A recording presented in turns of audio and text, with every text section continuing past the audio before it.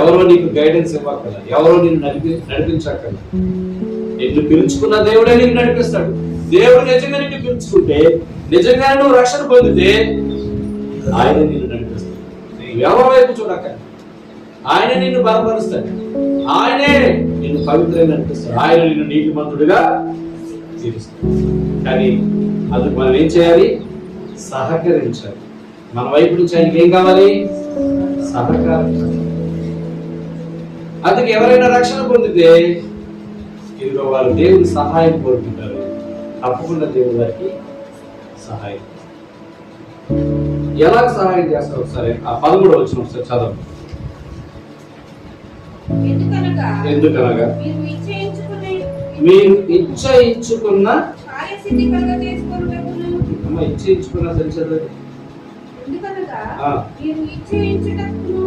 మీరు ఇచ్చయించుటకును కార్యసిద్ధి కలుగ చేయుటకును తన ఎవరి దేవుని యొక్క దయా సంకల్పము నెరవేరుటకై మీలో కార్యసిద్ధి కలుగ చేయువాడు దేవుడే. చెప్పండి. మీరు బాధపడద్దు, మీరు దిగులు పడద్దు, భయం అసలే భయపడద్దు. నిజంగా నువ్వు రక్షణ పొందితే నీలో కార్యసిద్ధి కలగజేసి నిన్ను నడిపించి బలపరిచి నిలబెట్టేవాడు దేవుడే.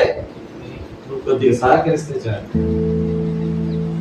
అయ్యా ఇదిగో నా జీవితాన్ని నేను చేతులు పడుతున్నాను, అయ్యా నీ సహాయం నేను కోరుకుంటున్నాను, అయ్యా నాకు కావాలి, అయ్యా నా వల్ల కావట్లేదని నువ్వు నిశ్చయించుకుంటే, చూడు మనం నిర్ణయం తీసుకుంటే చాలు తల్లి.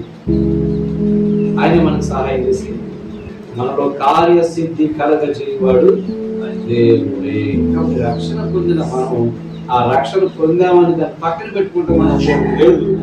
దాని ద్వారా దేవుని సహాయం పొందుకొని ఎదగాలి. ఎవరు నీకు అక్కర్లా, సాక్షాత్తు దేవుడే నిన్ను పిలిచిన దేవుడే, నీకు రక్షణ ఇచ్చిన దేవుడే. నువ్వు అంగీకరించావు కనుక, నువ్వు నిజంగా విశ్వాసం ఇచ్చావు కాబట్టి నువ్వు పొందుకున్న రక్షణే దేవుడు నీకు నడవడానికి సహాయం చేస్తాడు. కార్యసిద్ధి కలుగు చేయవాడు దేవుడే. చివరిగా పౌలు ఎలాంటి ఒక మాటలతో సంఘాన్ని ప్రోత్సహించి బలపరుస్తున్నాడు మనం చూడగలిగితే 17